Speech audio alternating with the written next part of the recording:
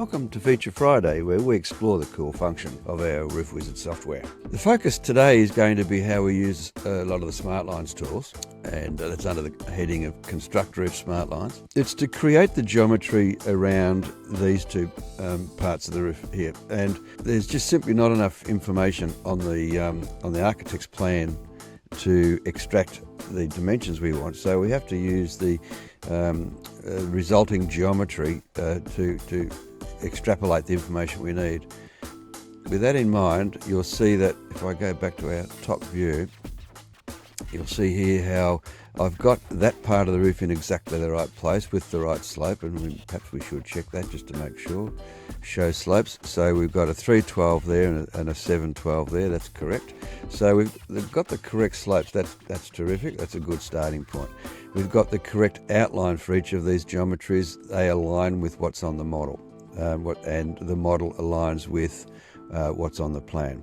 So now we just have to get this area here to intersect and work out right. And the issue started off with the fact that we simply don't know where this 312 roof is in space. So the first thing we want to do is figure out where those two planes intersect. So we go back to our construct SmartLines functions. There's a function here for adding lines that intersect between two planes. So I'm going to say I want to know where that plane and that plane intersects, and that's going to be a valley line.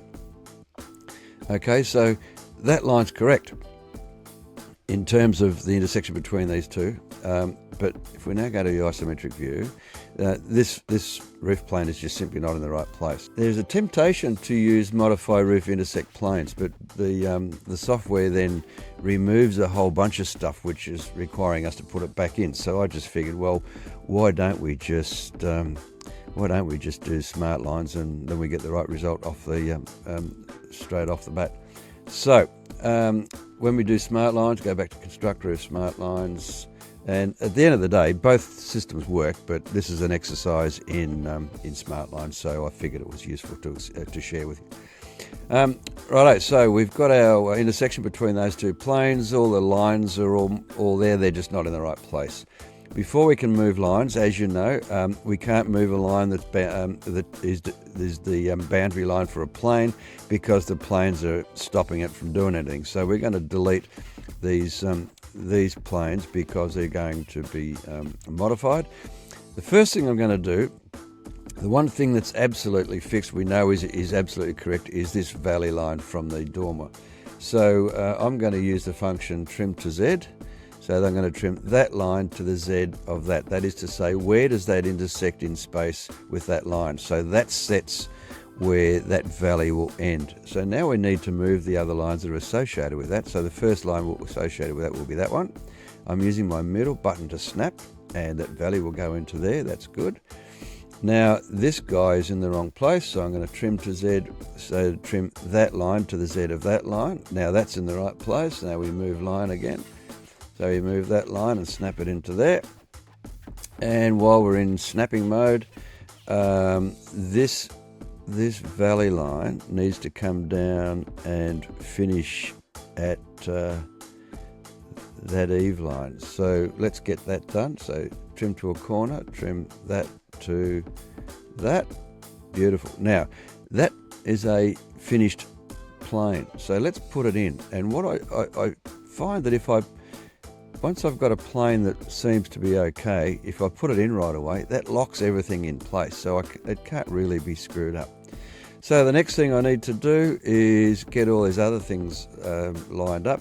Now this line over here, this line's the eve line, has to be snapped into there. This has got to have a little bit of bit, so it comes down there, and we've got that fella there. So let's use that. We'll use a copy line. No, we won't. We'll use move. We'll use a move line, and we'll select it, move that line and snap it into there. And then we want this bit of rake line, copy this fella. We'll get it from that end, and we'll snap it into there. And now trim that to a corner. Trim that, whoops, missed it. That one to that one.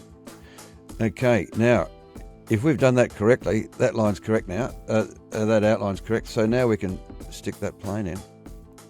Yes.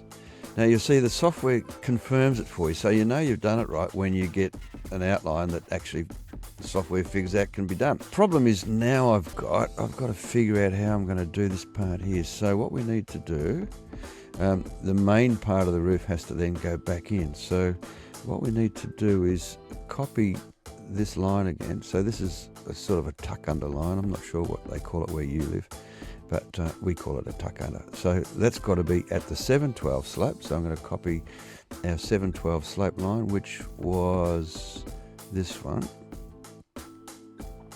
Put it into there. And now I'm going to trim to a corner. That one. Trim. Which one's going to work? That one? Whoops, missed it. That one? No, not the wall line. That one. And trim it with that one. Beautiful. Now, if I've done all this okay, but I haven't, I missed the line, so we've got to copy this one and stick it over there. No, yes, no, yes. There we go. Bingo. Okay, so now the roof geometry is, well, it's correct, isn't it? If we look at that in isometric view, in plan view, tuck under there, which is what you expect to get. That's all right. We've got a whole bunch of lines here which are redundant.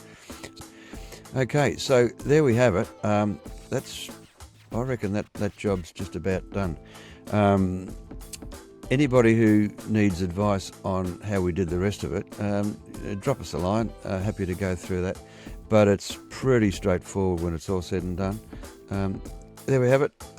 Any problems at all, give us a yell, and we look forward to helping you out again on Feature Friday. Bye for now.